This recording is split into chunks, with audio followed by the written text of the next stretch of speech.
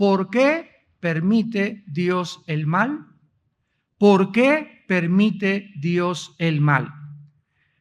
La forma clásica de este argumento ha estado en controversia a través de toda la historia, y miren ustedes cómo la mente intelectual humana, sin la revelación de la Biblia, establece o postula estos, le podríamos llamar silogismos. Y son 4 puntos. Número 1, si Dios es bueno, así dicen muchos filósofos, Él podría destruir el mal. Si Dios es todopoderoso, no tiene ningún impedimento para destruir el mal. Pero el mal no ha sido destruido.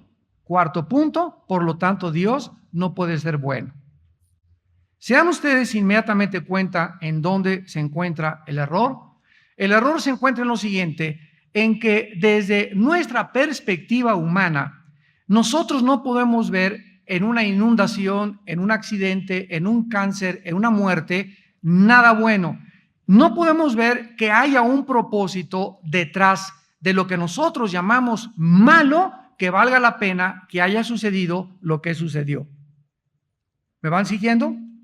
En otras palabras, cuando Jesucristo murió en la cruz, para hacer un poco de memoria en la última clase, las personas que estaban paradas al pie de la cruz, nadie pudo imaginarse que en ese desangramiento, su cara deshecha, en esas espinas, en esa tragedia, en esa culminación en la cual en la cruz del Calvario colgaba ese hombre, ¿quién podía decir esto es lo más maravilloso para la humanidad? Nadie lo pudo haber discernido, ni tampoco lo pudo haber deducido, porque en ese momento ellos no podían ver que detrás de esa crucifixión se encontraba toda la sabiduría de Dios.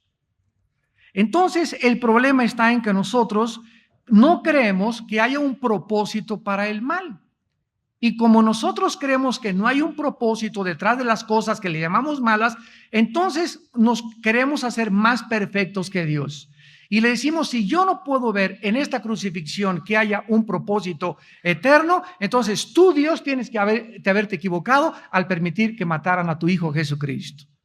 Y sin embargo, a través del tiempo, Dios nos ha abierto los ojos y 2000 años después nosotros, todos nosotros, le damos gracias a Dios por la muerte de Jesucristo. Bueno, vamos por orden. Vamos entonces a contestar 2 preguntas. ¿Por qué Dios no ha hecho nada para detener el mal? Número mal, el mal no puede ser destruido sin destruir juntamente la libertad. Número 1, esta es la primera respuesta. El mal no puede ser destruido sin destruir juntamente la libertad. Como dijimos en la clase pasada, lo voy a explicar. Todos nosotros tenemos una característica que es la más grande que Dios le ha otorgado al ser humano. Y esta se llama la libertad de poder escoger entre 2 caminos, entre el bien y entre el mal. Si los seres que Dios creó, desde Satanás, lo vimos la clase pasada, los querubines, no hubieran tenido 2 cursos de acción y solamente hubieran tenido un curso de acción, no hubieran sido creados libres. Entonces, cuando Dios permite que la criatura pueda determinar y hacerse responsable de, Señor, te quiero amar libremente o rehúso amarte y me rebelo contigo, no se puede hablar de libertad. Si la libertad fuera destruida, la cual es la única manera de acabar con el mal, ¿verdad? Porque tú no puedes acabar con el mal si no hay libertad. O sea, si hay puro bien, pues no tienes con qué acabar, porque no vas a acabar con el bien. Pero si tú tienes los 2 caminos y eres libre para escoger el bien y el mal, necesitas ser libre para acabar con el mal. Entonces, si nosotros somos seres libres y queremos acabar con el mal, destruiríamos la misma libertad. Si la libertad fuera destruida, la cual es la única manera de acabar con el mal, esta sola acción sería mala por sí sola. ¿Por qué? Porque le quitaría a la criatura la más grande característica y el más grande bien que poseen, la libertad. Entonces, destruir el mal sería una acción mala. Miren cómo nos la voltea Dios. Si el mal tiene que ser vencido, tenemos que hablar de vencerlo y no destruirlo. Dice en Romanos, vamos a Romanos capítulo 12, y vean ustedes la forma de afrontar el mal. bíblicamente. Aquí está hablando acerca de la venganza, y esto solo los cristianos lo pueden comprender. Romanos 12, versículo 17 en adelante. Dice Romanos 12, 17, no paguéis a nadie mal por mal.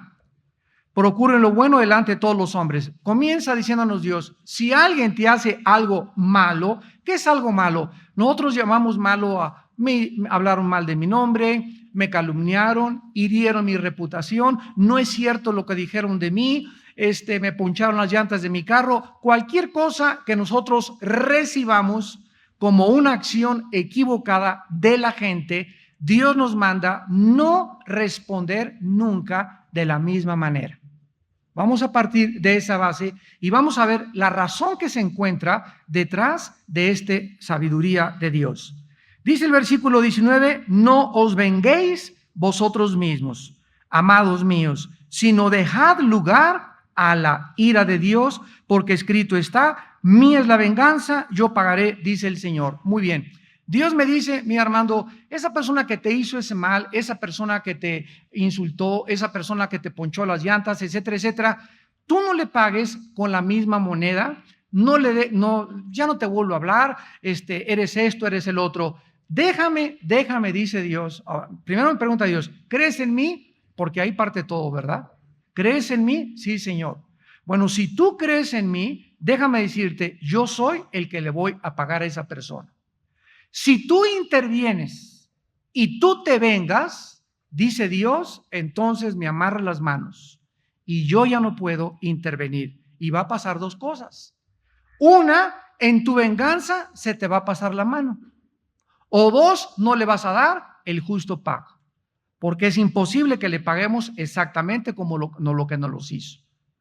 Entonces, si dejamos que Dios se vengue y Él intervenga en la vida de nuestros enemigos, Dios es absolutamente justo y Él sabe, solo Él sabe el escarmiento que esa persona necesita. Entonces, ¿qué es la fe? La fe es vivir en la vida sin rencor a nadie, sin amargura contra nadie, porque creo que Dios es el que está abogando a mi causa, ningún arma forjada contra mí prosperará, suya es la venganza, dice el Señor, y mi paciencia se va a crecer y a madurar mientras yo espero que Dios tome acción de mis enemigos. Por eso un cristiano amargado es un cristiano derrotado por el mal. El mal lo derrotó. Y cuando el mal te derrota es porque no usaste las armas de la luz para contrarrestarlo. Entonces, si alguien te hace mal o te dejó tu esposo o tu novio se fue con otra y tú te amargas, ¿qué estás haciendo? Estás guardando veneno y estás diciendo, Dios mío, estoy frustrado. ¿Por qué? Porque yo quería que fuera para mí mi Panchita y yo quería que Chencho fuera para mí y yo quería esta casa y no es justo que mi esposo nos haya hecho esto y no es justo que mi padre nos haya hecho esto. Tú estás en ese momento tratando de combatir las circunstancias y estás enfrentándote con un dilema que escribió hace muchos años Demóstenes, un gran filósofo griego, y él dijo en esta frase, es inútil irritarse contra las circunstancias porque éstas permanecen impasibles ante vuestra cólera. O sea, es inútil que te irrites contra las cosas que son adversas porque tu enojo y tu amargura no van a hacer que cambien las cosas. Al contrario, tú te vas a autodestruir. Por eso, dentro de la vida cristiana no puede existir el rencor ni la amargura contra nadie. Ahora vean aquí en el versículo 20 y dice Dios que si tu enemigo tiene hambre, dale de comer. Si tiene sed, dale de beber, porque haciendo estas cosas, ¿qué sucede? Ascuas de fuego amontonará sobre su cabeza. O sea, Dios me dice, bueno, Armando, ya te insultaron, ya sé que esa persona te insultó y no solamente, no te digo nada. No, nos dice Dios, no solamente no guardes rencor, sino trata de ir con esa persona y hacerle un favor. Porque hasta que no la fe tiene obras, es muerta. Entonces, si tu vecina anoche hizo un ruederazo y hasta las 4 no te dejaron dormir y estás que les quieres apretar el cogote a todos ahí junto a tu casa, etcétera, etcétera, hazle un pastel, vecina, anoche no nos dejaron dormir, pero es una cosa, queremos decirle que les amamos. Les traigo un pastel, ella le va a dar el soponcio no vas a saber qué hacer, la vas a sacar totalmente, le vas a mover el tapete, como dicen los jóvenes, pero el momento que hacemos esto, en el momento que le demostramos de alguna manera a la persona que sabemos que nos odia una manifestación de nuestro amor, en ese instante comienza su juicio. Es lo que significa ascuas de fuego. En ese momento es cuando Dios ve y dice, esta acción es la que me pone a mí en acción. Porque si algo hace que Dios entre al escenario humano a actuar, es la fe. Y sin fe es imposible agradar a Dios. Y dice el versículo 21, no seas vencido de lo malo, sino vence. Aquí está el mal, no podemos destruir el mal. Se nos manda vencer el mal nada más. O sea, esta es la guerra de los siglos, la guerra cósmica desde que hubo la rebelión en el cielo, una lucha entre el bien y entre el mal, donde al final Dios demostrará que es más poderoso el bien que el mal. Entonces, si alguien me hace algo y yo le contesto de la misma manera, tu esposo te dio una cachetada o te hizo algo y tú vas y le das un cacerolazo, o no le haces ya el desayuno, etcétera, etcétera, le estás pagando con la misma moneda. Entonces, en ese momento, tú estás siendo derrotada. Porque la única manera de vencer el mal es con el bien. Y esto es lo que hace que nosotros podamos comprender que nuestras armas no son carnales, sino poderosas en el Señor para la destrucción de fortalezas. Entonces, nosotros tenemos que comprender en esta mañana, en esta tarde, ¿verdad?, que si el mal tiene que ser derrotado, tenemos que hablar acerca de vencerlo y no de destruirlo. Ahora, en segundo lugar, el hecho de que el mal no está siendo actualmente destruido no significa que nunca lo será. El problema está en que nosotros quisiéramos ya hoy que agarren al diablo y que lo ahorquen y que acaben con todos los malos. Una vez en un elevador en un hotel, una persona me abordó y me dice, oiga, quería preguntarle, ¿por qué Dios no acaba con el mal de una vez por todas? Si Él es todopoderoso. Yo me volteé y le dije, porque comenzaría con usted. Así que dele gracias a Dios que no ha sucedido esto. Y miren, esto es lo que dice 2 de Pedro 3:9, precisamente. Así que esas personas que te dicen, ¿por qué Dios no acaba con esto? ¿Y por qué? Porque comenzaría contigo. Dice 2 de Pedro 3:9, el Señor no retarda su promesa. El problema es que nosotros somos impacientes, sino que, según algunos, la tienen por tardanza, sino que es paciente. Sí, Dios es paciente y nosotros somos impacientes. Ese es el problema. Dios es paciente para con nosotros, no queriendo que ninguno perezca, sino que todos procedan al arrepentimiento. ¿Qué es lo que hace que Jesucristo todavía no venga y acabe con el mal y se acaben todas las injusticias? Que quedan millones de seres humanos aún que necesitan ser salvados. Y si tú eres un cristiano que estás, ¿por qué no acabas con el mal? ¿Y por qué pasó esto y por qué aquello? ¿Por qué no cooperas con Dios en que esto se acelere predicando el Evangelio de Jesucristo? O ayudando a que el Evangelio sea propagado al mundo entero. Una de las cosas que va a hacer que Cristo acelere su venida es la predicación del Evangelio en el mundo entero. Nosotros le damos a Dios y no sabemos cómo darle gracias a Dios por el privilegio que nos ha dado de estar ya en 52 países en la televisión. Tenemos una audiencia de 47 millones de personas a la semana, viéndonos a través de la televisión, en todo el mundo, menos en la China. Estamos en Siria, en Israel, en DirecTV de costa a costa en Estados Unidos, en Telecable en 26 estados de la República, en todo Iberoamérica, en Madrid, en España, en Italia, en Florencia. Estamos en Francia siendo traducidos simultáneamente y todo esto lo ha hecho Dios. Y bueno, recibimos, no se imaginan, 150, 200 correos electrónicos cada 2 o 3 días de Chile, de Argentina, de Ecuador, de las Islas Canarias, de Miami, de Estados Unidos, y todos, o el 80% de los correos que recibimos de tanta gente que ve nuestros programas de televisión son preguntando cosas de la Biblia. ¿Por qué esto? ¿Por qué aquello? O sea, los cristianos están muriendo de hambre en el mundo de la palabra. No hay enseñanza de la palabra de Dios. Hay herejías, vientos de doctrinas, cosas horribles. Les voy a dar un ejemplo. Nos llegó un correo anoche y mi esposa me lo leyó. Me dice, mira, este viene de Puerto Rico, Armando, y mira lo que dice. Hermanos, quiero decirles que yo hubo una iglesia en Puerto Rico, etcétera, etcétera, y llegamos el domingo y no encontramos a nadie, ni las bocinas, ni los micrófonos, ni nadie. El pastor se llevó todo. Estas situaciones están sucediendo en el mundo. Llegó el pastor y se llevó con todo lo que estaba en la iglesia. O sea, levantó una iglesia por 8 o 10 meses y compró y le sacó dinero a la gente, y ya que compró todo, ¿verdad? Y lo puso a su nombre también los terrenos, agarró y se llevó todo. Esto está pasando en el mundo que se dice cristiano. Y no nos sorprendamos, porque Cristo dijo que los engañadores irían de mal en peor y habría falsos profetas, como hubo en el Antiguo Testamento, falsos profetas. Por eso vivimos tiempos peligrosos donde tú necesitas saber a dónde caes, con qué iglesia estás. Necesitas discernimiento para poder evaluar, y cualquier persona que nace de la noche a la mañana y ya soy pastor, etcétera, etcétera, ten cuidado de él. Porque un pastor no se hace el vapor, tiene que tener una trayectoria, tiene que tener cobertura de hombres maduros, de líderes que lo hayan visto, que lo hayan experimentado, tiene que ser probado con las mujeres, con el dinero, con el orgullo y con la popularidad.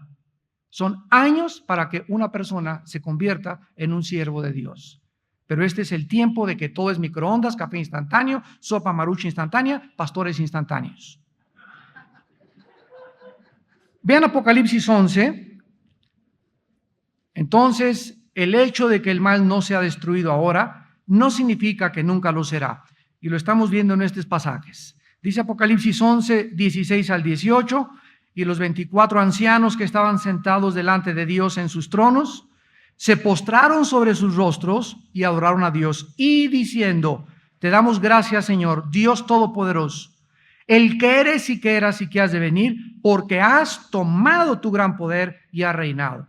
Y se airaron las naciones, y tu ira ha venido, y el tiempo de juzgar a los muertos, y de dar el galardón a tus siervos los profetas, a los santos y a los que temen tu nombre, a los pequeños y a los grandes, y de destruir a los que destruyen la tierra. Así es, el libro de Apocalipsis nos revela claramente que se acerca el tiempo en el que Dios juzgará a los vivos y a los muertos, donde Dios juzgará a unos a la izquierda, a las ovejas a la derecha, y les dará recompensas.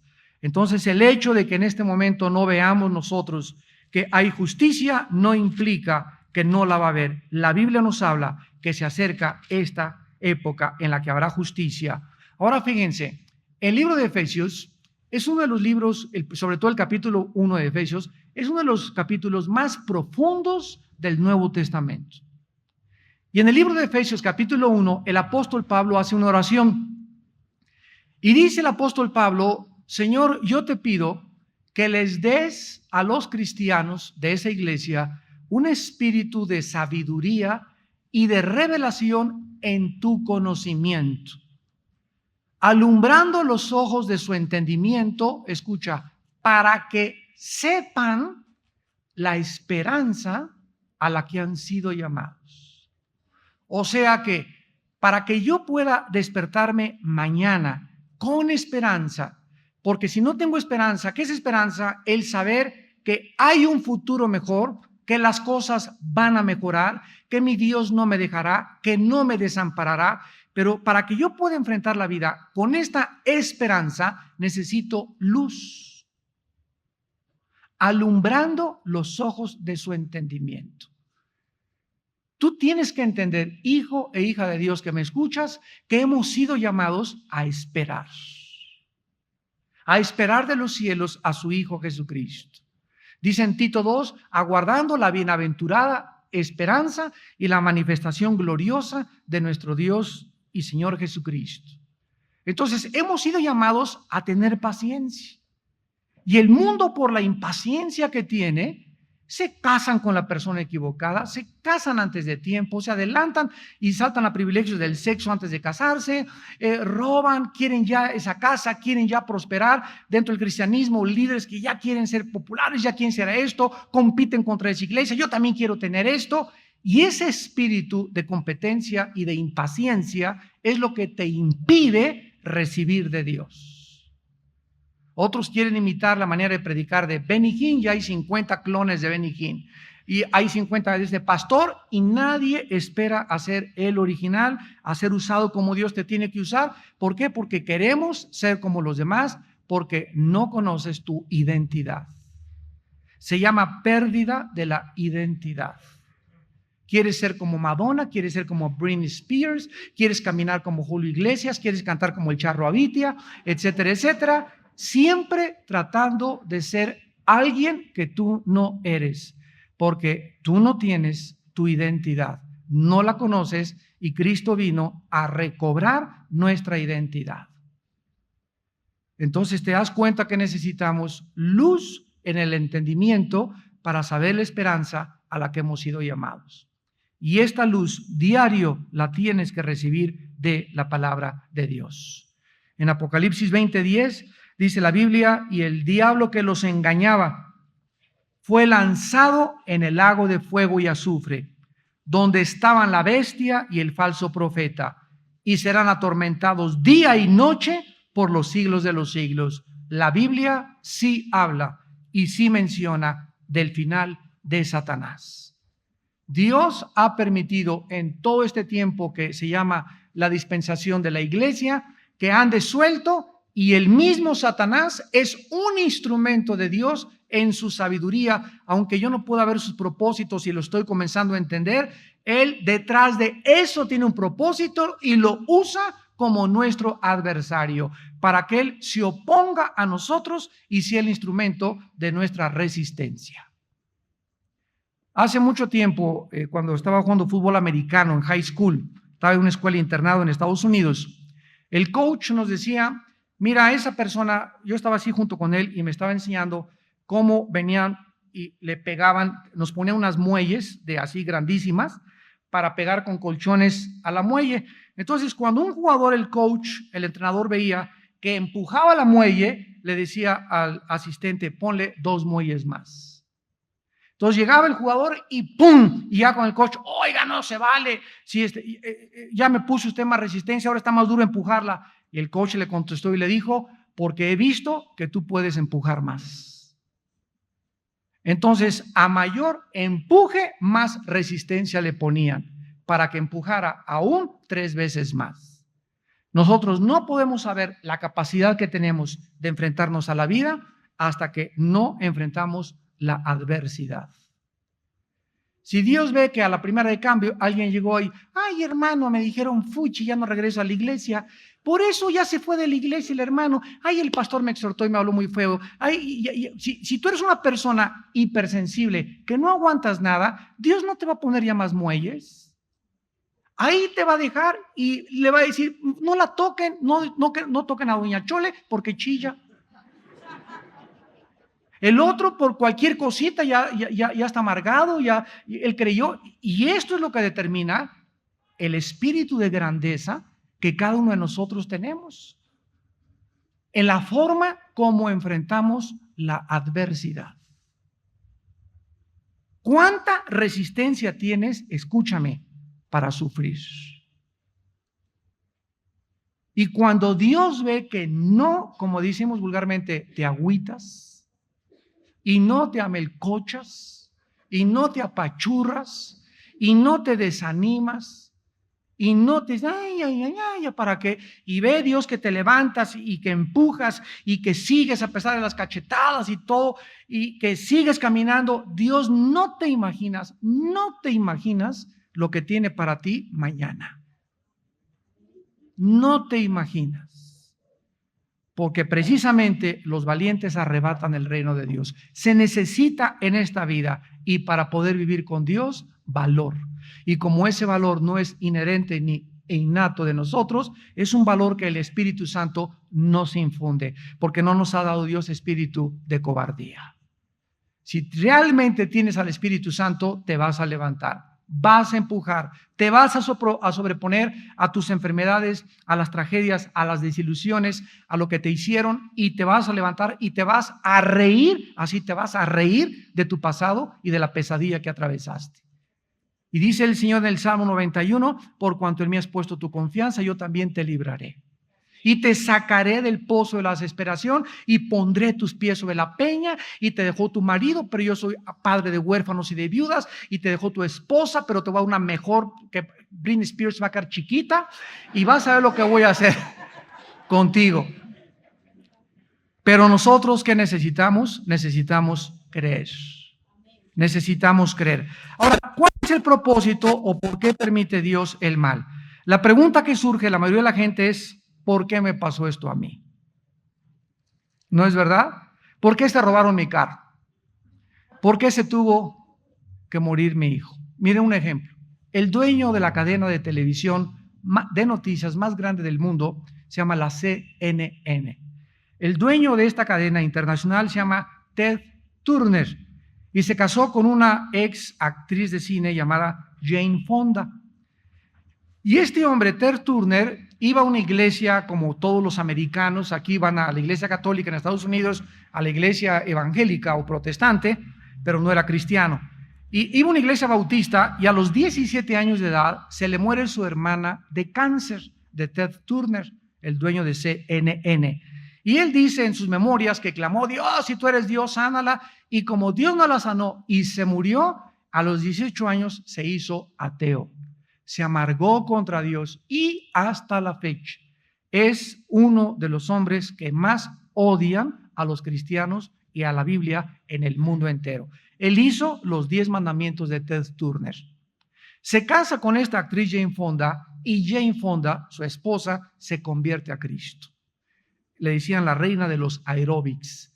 Se convierte a Cristo hace 9 años y comienza a crecer, a discipularse a escondidas de él. Y llega el momento, esto lo escribe ella en su libro que acaba de salir, donde lo confronta con Cristo. Ella sabía que él odiaba a los cristianos, pero ella dijo, yo no puedo ya ocultarle a mi esposo que soy hija de Dios. En ese momento él le dijo, yo no quiero saber absolutamente nada de tu vida, agarra tus maletas y lárgate de la casa.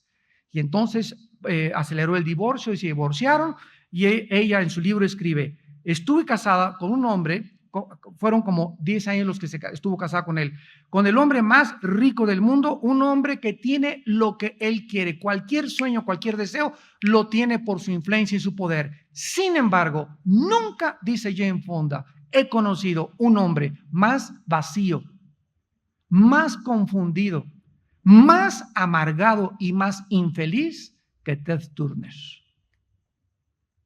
Y ahí está todo el libro de Eclesiastés escrito hace 3000 años. Del rey Salomón, que Ted Turner parece el niño del coro comparado con él.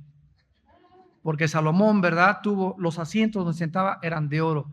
Tenía 1000 mujeres, esposas, amantes, cantores. Bueno, dice, no negué a mis ojos nada que mis ojos pudieran desear. Y después dije, vanidad de vanidades es la vida. ¿Por qué, verdad? Porque este hombre no pudo explicar por qué se murió su hermana y la agarró contra Dios. ¿Por qué existen terremotos, huracanes, inundaciones, fenómenos naturales que se llevan y desbastan miles de seres humanos? Miren lo que pasa. Cuando hay una catástrofe, como por ejemplo las Torres Gemelas de Nueva York, donde se estrellan 2 aviones con más de 40 pasajeros y mueren más de 3000 personas en las 2 torres, y vemos que se mueren colectivamente miles de seres humanos, nos impacta ver una muerte colectiva. Cuando hay un terremoto y se lleva a 1000 o 2000 personas, nos impacta que hayan muerto 2000 o 3000 personas. Pero nunca nos hemos detenido a pensar lo siguiente. Esas personas que se murieron en las Torres Gemelas bajo el avionazo y los que se murieron en el terremoto, de todas maneras se iban a morir. Algún día se iban a morir. O sea, diario se mueren 73,000 personas en Estados Unidos. pero se mueren aisladamente y no nos damos cuenta. O sea, a diario es la vida y la muerte a nuestro alrededor. Pero cuando se mueren colectivamente, a nosotros se nos hace algo mal. Y comenzamos a decirle a Dios, ¿por qué te vas a decir? Bueno, hay niños que nadie sabe, se están muriendo ahorita de leucemia. Hay niños que mueren en un terremoto, una inundación, se llevan a familias enteras, pero de todas maneras, todos tenemos la misma cita con la muerte. Pero lo que nos impacta es que se mueran al mismo tiempo muchas personas. Entonces, todos nosotros, tarde o temprano, nos tenemos que morir. Y si todos nos tenemos que morir, habríamos nosotros de decirle a Dios la forma como vamos a morir. Todos quisiéramos morir, ¿verdad? Así con una paleta y en la camita, no muy grandes, ¿verdad? Con salud, y que de repente, pum, cerramos los ojos y ya los ángeles ahí, Gabriel y hasta Juan Diego ahí junto a ti. Desgraciadamente, no podemos dar muchas veces respuestas que satisfagan el alma humana, que están atravesando diferentes desgracias, pero para aquellas personas en esta noche que usan estos argumentos, es otra cosa, para negar la existencia de Dios, porque si Dios es bueno, no permitiría que tantas tragedias, que se cayeran aviones, etcétera, etcétera. Para esas personas que usan estos argumentos y los esgrimen filosóficamente para negar la existencia de Dios, podemos darles algunas respuestas. ¿Saben ustedes cuál es el argumento de estas personas? Déjenme parafraseárselos en 3 puntos. Número 1, no existe, dicen estos ateos, un buen propósito para el sufrimiento. O sea, si el sufrimiento existe, no puede haber algo detrás que sea bueno. Bueno, hay que llevarlos a la cruz, ¿verdad? Como iniciamos esta conferencia. Ahí la cruz te desmiente lo que estás diciendo, porque cualquiera hubiera dicho, ¿cómo puede haber detrás de esta muerte horrenda, cruenta, sanguinaria, algo bueno? Y lo vemos después que lo comprendimos. Número 2, un Dios bueno no tendría un buen propósito para todas las cosas. Y número 3, así pues, no puede existir un Dios que sea bueno. Esta es la argumentación que una persona en el Canal 11 hace 12 años me retó en el Politécnico para decirme que por eso él no creía en Dios. Vean ustedes la respuesta de 2 maneras. La primera, necesitamos hacer una distinción inmediatamente, porque existe una diferencia entre nuestro conocimiento del propósito del mal y el propósito que Dios tenga para permitir el mal. Me voy a ir más despacio. Existe una diferencia entre el conocimiento, o sea, ¿qué ser humano puede decir, yo sé por qué sucedió eso? Digo, tendrías que ser Dios. Como no sabes por qué sucedió eso, lo atribuyes como que es algo malo porque no te gusta que hubiera sucedido. Entonces te peleas contra Dios porque tú no puedes creer que haya algo bueno detrás de eso malo que sucedió. Ese es el problema. Pero sin embargo, tenemos que recordar que Dios sí puede tener un propósito para permitir lo que ha sucedido. Entonces, si Dios es infinitamente más grande y más poderoso que nosotros, y Él forzosamente cosas que nosotros aquí abajo como la crucifixión, repito, no entendemos, no significa que Él no tenga o que Él tenga el mismo propósito que le atribuimos nosotros a las cosas malas que suceden, porque Él es Dios.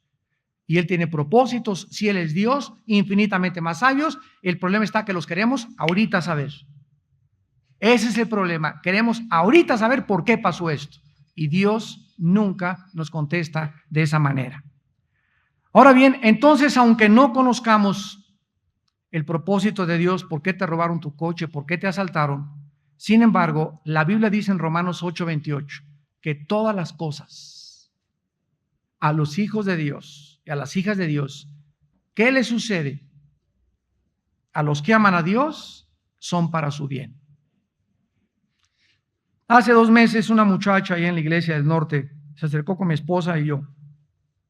Ay, hermano pastor, Chencho se fue, es un desgraciado, yo fui buena con él, ¿y qué cree? Se fue con mi mejor amiga. Dios, si Diosito sabía que yo lo quería y que hasta nos íbamos a casar ahora en octubre, etcétera, etcétera, Y a la semana que esta hermanita se acercó a consejería con mi esposa y conmigo, se le atravesó otro chencho. Y cuando conoció en una semana, si no pasó ni una semana, mi esposa le dijo, mira, híncate, ora. ¿Sabes una cosa? Te voy a dar un secreto, le dijo mi esposa. Siempre que no entienda lo que está pasando, alaba a Dios. Alábalo. No te imaginas el poder que está encerrado entre la alabanza. Alábalo, Padre, no entiendo, lo vamos ahorita en Job, pero tú lo hiciste. Yo no sé qué está pasando, en este momento no veo un propósito por el cual no lo puedo entender, si nos íbamos a casar, etcétera, etcétera, pero yo te alabo porque tú eres infinitamente sabio y sé que tienes algo mejor para mi vida. Cuando tú, amado santo, amada santa, cuando tú entras con esta actitud en la vida y tienes esta respuesta hacia la adversidad que no puedes explicar qué se encuentra detrás de eso malo que te sucedió y Dios ve que tú le alabas, esta es una demostración de que tú crees en Él. Y Dios se pone en acción y vas a ver en paracaídas lo que te va a mandar. Pues esta muchacha le habló a mi esposa, hermana, ¿qué cree? Pastora, fíjese que este muchacho y está en un seminario y el otro ni siquiera tenía trabajo. Dice mi esposa, ¿ya ves? ¿Ya ves? Y ahora, después de una semana, entendió lo que una semana anterior no podía entender y cuando lo entendió, alabó a Dios y se dio cuenta que lo que ella llamó malo una semana antes era que Dios había metido cirugía precisamente para quitar un tumor que le iba a hacer sufrir más adelante peor en su vida. ¿Te das cuenta? Nosotros no podemos ver muchas veces que Dios sí tiene un propósito para lo que nosotros llamamos al principio bueno. Entonces, no podemos asumir, para concluir esta primera respuesta, no podemos asumir que no existe un buen propósito para algo solo porque no conocemos lo que Dios tiene detrás. Esto es incongruente hasta filosóficamente. Y en segundo lugar, algunos males nos traen bienes mejores. Vamos a verlo en la Biblia. Si José no hubiera sido vendido por sus hermanos, no hubiera sido casi abortado por su familia, no hubiera sido encarcelado por su pureza, jamás José, si no hubiera pasado esas cosas que al principio él llamó malas, pero que desarrolló el bendito hábito de no amargarse en la cárcel, no amargarse contra sus hermanos, mantener su confianza en Dios. Si él no hubiera mantenido esa confianza, no entiendo por qué lejos de mi casa mis hermanos me odian, mi familia no me quiere. Ahora por mi pureza estoy en la cárcel, perdí mi trabajo por ser cristiano, pero te alabo y te bendigo, Señor. Después de que pasó todas estas cosas, entre comillas, malas, todas esas cosas que eran malas eran el programa de Dios para que él se convirtiera en el gobernador de Egipto y toda su familia pudiera entrar a Egipto, trabajar en Egipto y servir al faraón. Veamos al terminar el libro del Génesis, capítulo 50, esta verdad. ¿Te das cuenta? Pero si tú no tienes ese hábito de, pues a mí puras desgracias, hermano.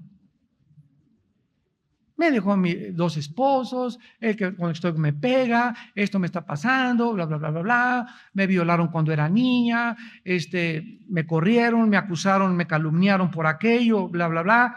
Si tú eres cristiano y estás atravesando adversidades, pero tú estás viviendo una vida, no que te sonó tu esposo porque tú también le diste un cacerolazo, sino porque eres cristiana. Si estás sufriendo por causa de Cristo, se va a convertir para tu bien, para que no me vayas a malentender. Entonces, cuando es por causa de Cristo, como José, se aguantó, no entendía por qué lo vendieron, por qué le pasó aquello, pero dice Génesis 50, versículo 20. Vosotros, les dice a sus hermanos, pensasteis mal contra mí, mas Dios, ¿qué cosa? O sea, ¿quién es Dios? Es el Dios que los limones que nos avienta los hace agua de limón. Ese es el Dios que servimos. Es el Dios que las flechas que nos hieren y que nos lastiman se convierten después en nuestra propia armadura. Es el Dios que detrás de todas aquellas cosas que el mundo llama, porque no entiende, sufrimiento o malas, Él tiene detrás un propósito maravilloso que está contribuyendo para formar tu carácter.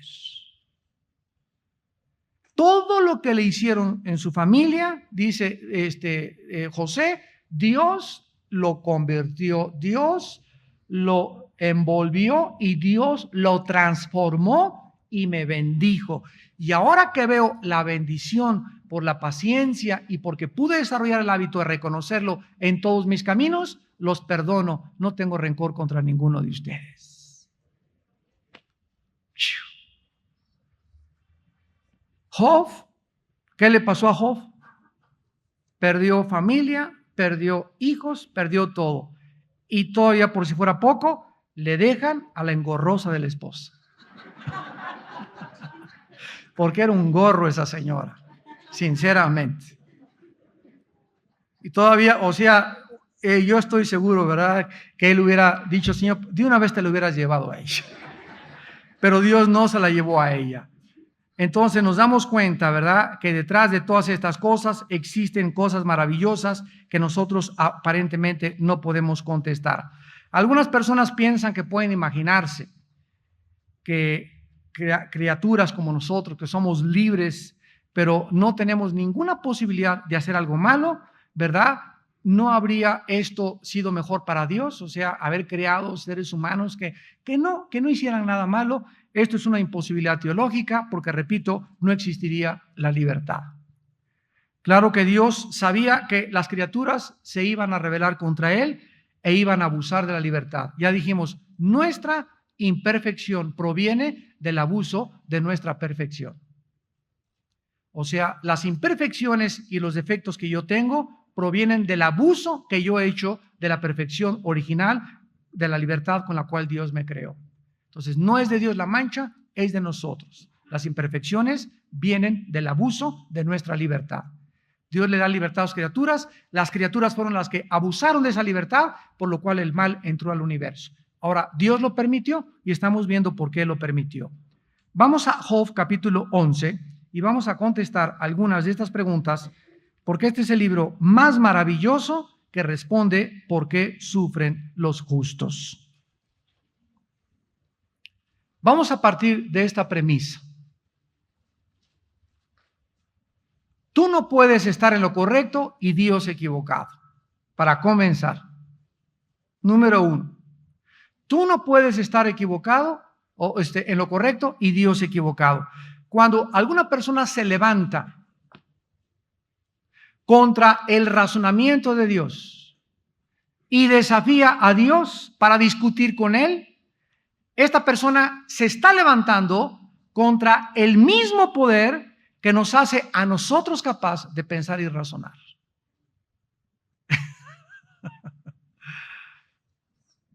En el 2005 lo vas a entender. Cuando una persona desafía a Dios, ¿por qué esto se argumenta en mi mente finita de ratón de renacuajo que tengo?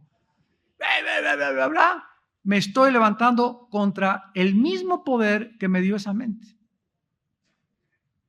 Qué absurdo, ¿verdad? Es como tratar de cortar la rama que te está sosteniendo en el árbol. Exactamente lo mismo. Dice en Job capítulo 11, versículo del 7 al 9, Job 11, del 7 al 9, ¿descubrirás tú los secretos de Dios? ¿Dios tiene secretos? Si hubiera algún ser humano que conociera todos los secretos, pues ya no necesitaría a Dios, porque sería Dios. Entonces, si Dios es Dios, tiene que haber cosas escondidas que nosotros no comprendemos, ni entendemos, ni sabemos. ¿Los descubrirás tú? Imposible. Porque para que nuestra mente alcance la infinitud de la mente de Dios, repito, tendríamos que ser como dioses. Y no lo somos.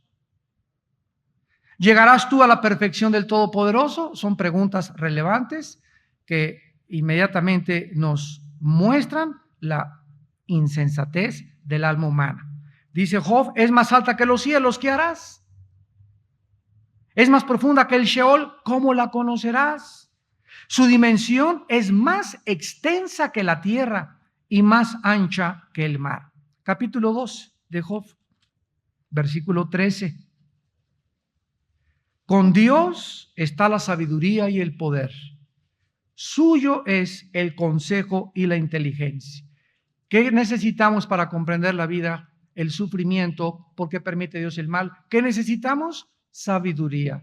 Esta no la tenemos. ¿Quién nos las tiene que dar? Dios. ¿Por qué? Porque es de Él. ¿Qué necesitas para tener esa sabiduría? Tener a Cristo en primer lugar en tu corazón. En segundo lugar, ya teniendo a Cristo en tu corazón, pagar el precio todos los días de tener comunión con Él a través de la Biblia. Y en tercer lugar, mantener una vida transparente en tu corazón, de santidad y de pureza. Y Dios te revelará los secretos profundos de su conocimiento. Créemelo. Vale la pena ser santos. Versículo 16 y 17. Con Él está el poder y la sabiduría, suyo es el que yerra y el que hace errar. Él hace andar despojados de consejo a los consejeros y entontece a los jueces. Job capítulo 28, versículos 12 y 13. Job 28, 12 y 13. Mas ¿dónde se hallará la sabiduría? ¿Dónde está el lugar de la inteligencia? ¿En la Universidad de Harvard? ¿En los montes Himalayas con los gurús, con tus padrinos? ¿Con el Dalai Lama? ¿Con Hare Krishna? ¿Con Buda? ¿Con Maciel, el jefe de los legionarios de Cristo? ¿Con el Papa? ¿Dónde está la sabiduría? Podríamos decir que en este planeta, para nada, la sabiduría se encuentra en Dios. Y dice el versículo 13, no conoce su valor el hombre, ni se halla en la tierra de los vivientes. Jesús dijo, yo he venido del cielo, yo soy la verdad, el camino y la vida. Dice Colosenses 2, en Cristo están encerrados todos los tesoros de la sabiduría y del conocimiento. Versículo 20 y 21, ¿de dónde pues vendrá la sabiduría? ¿Y dónde está el lugar de la inteligencia? Porque encubierta está a los ojos de todo viviente y a toda ave del cielo lo oculta. Capítulo 33 de Job. 33, versículo 13. ¿Por qué contiendes contra él?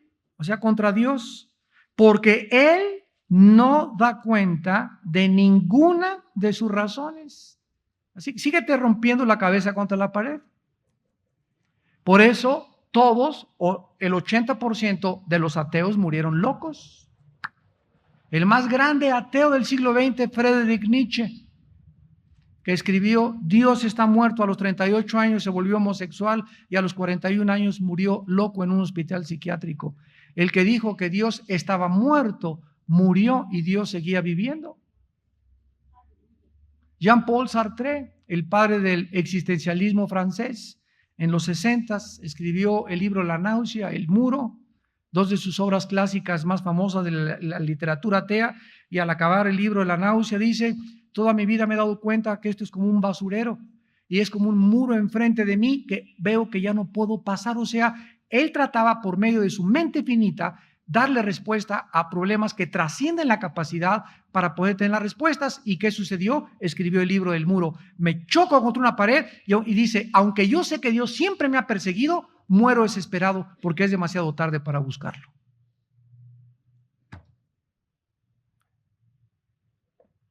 La estupidez de creer que por nuestra mente, proposiciones filosóficas, razonamientos, vamos a contender contra Dios y nosotros lo vamos a entender.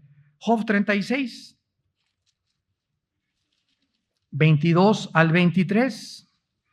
He aquí que Dios es excelso en su poder. ¿Qué enseñador semejante a él? ¿Quién le ha prescrito su camino y quién le dirá, has hecho mal? ¿Quién está hablando todas estas cosas? El libro donde el hombre, Job, más sufrido que la Biblia pone, nos revelan todos estos secretos. Y donde este hombre, Job, no sabía, él no podía, o sea, ¿por qué, señores? O sea, ¿por qué perdí mi familia? ¿Por qué mis propios? Si he sido un hombre bueno, recto, temeroso de ti, explícame. Y pasó un año y el cielo se cerró, no hubo respuestas del cielo.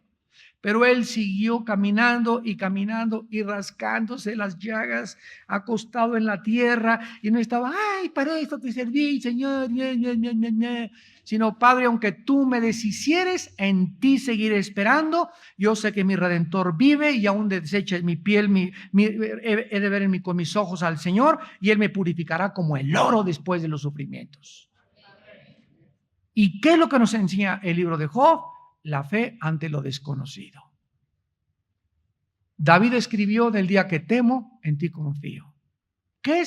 ¿Por qué dice el justo por la fe vivirá? Porque toda nuestra vida debe ser de confianza en Dios. No entiendo, Señor, pero sé una cosa: tú lo hiciste. Si tú lo hiciste, no necesito entenderlo, necesito confiar en mí. Solo te pido, dame paz. Esa es la actitud cristiana. Señor, en medio de esta tempestad que estoy pasando, que no entiendo lo que está, solo te pido algo, solo te pido una cosa: que tu presencia esté en mí, que tenga paz. Porque con su paz atravesaremos los valles de sombras y de muerte. Y finalmente, en el capítulo 40 de Job, además respondió Jehová a Job. Ahora Dios le dice a Job y le dice: ¿es sabiduría contender con el Omnipotente? El que disputa con Dios, responda esto. Entonces respondió Job a Jehová y dijo, y comienza Dios a darle todas las cosas que Job no podía entender. Y en el capítulo 42, versículo 2, le dice Job, al acabar su vida, a Dios, al acabar sus sufrimientos: yo conozco que todo lo puedes y que no hay pensamiento que se esconda de ti. ¿Quién es el que oscurece el consejo sin entendimiento? Por tanto, yo hablaba lo que no entendía. Cosas demasiado maravillosas para mí que yo no comprendía. Este es el resumen de la historia humana. Los filósofos y los ateos hablan y hablan en la televisión, en los libros, cosas que ni ellos entienden, tratando de competir y de retar y decirle a Dios: te equivocaste en todo lo que hiciste, porque si yo hubiera me sentado en tu trono y si me das chance y eso, Dios, yo tengo mejor sabiduría para arreglar el mundo mejor que tú. Se creen mejores, más buenos y más misericordiosos que Dios, porque no saben lo que están diciendo. Por eso dice la Biblia que cuando nosotros confiamos en el Señor es fortaleza en el tiempo de nuestra angustia. Oremos.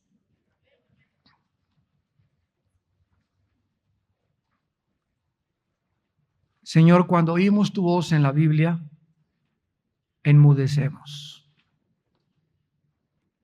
Oh profundidad de las riquezas y del conocimiento de Dios. Cuán insondables son tus juicios e inescrutables tus caminos. ¿Quién conoció la mente de Dios? ¿Quién le puede decir o aconsejar y decirle te has equivocado? ¿Quién puede atreverse a decirle que eres más justo que él? ¿Podrá el hombre justificarse con sus palabras? ¿Podrá el hombre inmundo, en pecado y con su mente entenebrecida, encontrar la sabiduría de Dios? No podrá si Dios no nos la revela. Pero nosotros nos ha revelado el Espíritu, porque el Espíritu todo lo escudriña, aún lo profundo de Dios. Y cuando tenemos paciencia en la vida y amamos a Dios con todo nuestro corazón y nos santificamos cada día más y nos limpiamos de contaminación de carne y de espíritu, perfeccionando la santidad en el temor de Dios, Dios abrirá las puertas de nuestro entendimiento. Torrentes y ríos de conocimiento y de luz entrarán a nuestra mente y a nuestro corazón. Ríos de agua viva, de gozo y de seguridad y de esperanza habrá en nuestra alma para seguir viviendo para el Hijo de Dios. Oh Dios, qué grande eres. Si pudiésemos contar tus maravillas, no habría número para determinarlas. Tú conoces nuestros pensamientos aún de lejos. Los pelos de nuestra cabeza están contados. Tú sabes cuántos granos de arena hay en el mar y el nombre de los billones de estrellas que existen en tu universo. Tú eres muy grande.